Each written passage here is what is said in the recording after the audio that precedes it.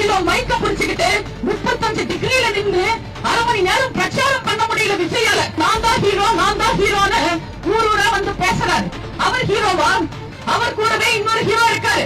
அவருக்கு முதுகெலும்புல 30 சர்ஜரி நடந்திருக்கு. ஆனாலும் அவரோட முதுகு குடிக்காது, எப்பவுமே நிமிர்ந்து நிற்கும்.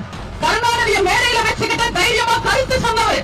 சொந்த ரசிகர்களை முடிஞ்சா படம் பாருங்க, வேலைய பாருங்க, குடும்பத்தை நல்லா பாருங்கன்னு நல்ல விஷயங்களை ரசிகர்களுக்கு சொல்லி கொடுத்தாரு அஜித் சார்.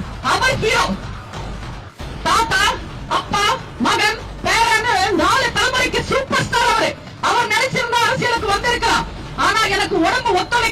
சூப்பரே, ரொம்ப நல்லா பேசுறீங்க. எப்படியெல்லாம் கட்டுக்கதை போட்டு எப்படியெல்லாம் கதையை உருவாக்கி பேசணுன்றதுனால தான் உங்களை பேச்சாளராக தேர்ந்தெடுக்கப்பட்டிருக்காங்க. ஆக்சுவலி பாத்தீங்கன்னா நீங்க ரொம்ப வருஷத்துக்கு முன்னாடி வந்து 99ல எல்லாம் விலையே போகாத ஒரு பொருள் சினி ஃபீல்டுல, ஓகேவா, மிஞ்சி போனா ஒரு 4-5 படம் நடிச்சிருப்பீங்க, ஓகேவா. தமிழ் படத்துல மார்க்கெட்டு போவாதனால, விலை போவாதனால நீங்க வந்து கட்சியில போயிட்டு கட்சியில காசு கொடுக்கணும்னு சொல்லிட்டு இப்படியே அவங்களோட கும்மியை தட்டிட்டு இருந்தீங்க, சிங்சாங் போட்டுட்டு இருந்தீங்க, சரிங்களா. நீங்க வந்து அஜித் அண்ணாவையும் விஜய் அண்ணாவையும் பேசுறதுக்கு உங்களுக்கு தகுதி கிடையாது, ஓகேங்களா.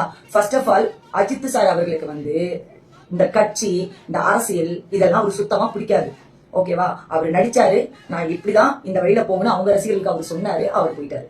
விஜய் நான் வந்து மக்கள் இன்னும் வந்து ஜெயலலிதா இல்லாதனால ரொம்ப கஷ்டப்படுறாங்களே, பெண்கள் பாதுகாப்பு இல்லையே, அவங்களுக்கு வேலை வாய்ப்பு வேணும், அவங்க ரொம்ப கஷ்டப்படுறாங்களே, இதுக்கு ஏதாவது பண்ணணும்னு சொல்லிட்டு இந்த சிஎம் பவர் நம்ம கிட்ட இருந்தா அவங்களுக்கு என்ன வேணாலும் பண்ணலாமே அப்படின்ட்டு பண்றாரு, ஓகேவா. அதனாலதான் களத்துல விஜயனா இறங்கியிருக்காரு. நீங்க சொல்ற மாதிரி வந்து மக்கள் சாகட்டும் அதை சாகட்டும் விஜயனா அப்படிலாம் நினைக்கிறேன், ஓகேவா. சாகடிச்சது அவரு இல்ல, சாகடிச்சது யார் என்று அங்க இருக்கிற மக்கள், பாதிக்கப்பட்டவங்க, உயிரை இழந்தவங்களுக்கும் தெரியும், ஓகேவா, யாரு பண்ணாங்கன்னு சொல்லிட்டு.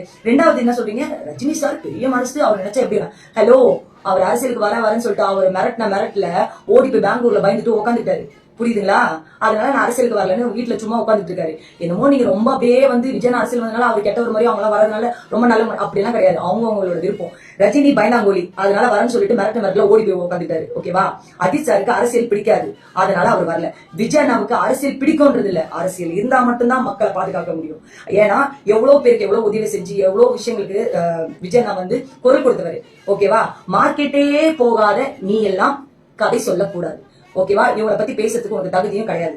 உனக்கு ஏதோ பேசுறதுக்கு காசு கொடுக்குறாங்களா, பேசிட்டு போ. அதுக்காக நீ பேசுறதெல்லாம் கேட்டுட்டு இருக்கிறதுக்கு நாங்க முட்டாள் ரசிக்கிறோம் இல்ல, முட்டாள் தொண்டர்களும் இல்ல, சரியாமா.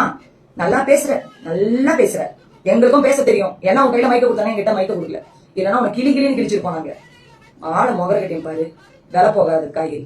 இவங்க பேசுனதை பற்றி நீங்கள் என்ன நினைக்கிறீங்க அப்படிங்கிறத மறக்காமல் கமெண்ட்டில் சொல்லுங்கள். நன்றி.